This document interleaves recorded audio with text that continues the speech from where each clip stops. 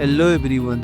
Have you ever wondered what would happen if your data wasn't stored in one place but scattered across the entire world? Today we are going to learn about distributed ledger technology. First, let's look at the problems with traditional centralized systems. When you do online banking or make digital transactions, everything goes through a central server.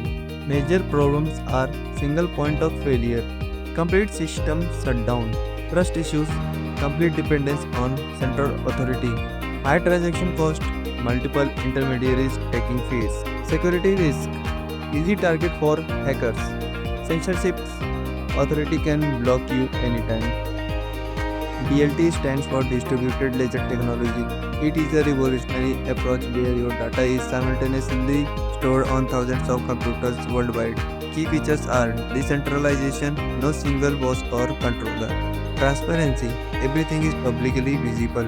Immutability, once written, it cannot be changed.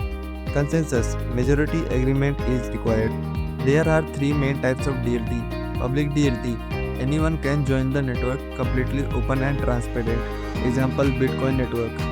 Second, private DLT, only authorized people can access for company's internal use. Example, company's internal record. Third, consortium DLT, selected organizations only, balance, security and speech. Example, group of banks network.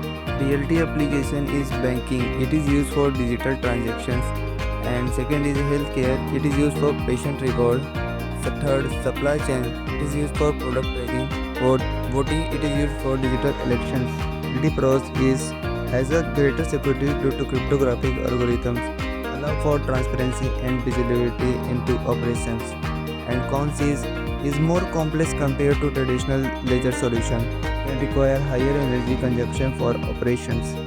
Distributed ledger technology fundamentally transforms data management by leveraging decentralized network to enhance security, transparency, and efficiency. Thank you.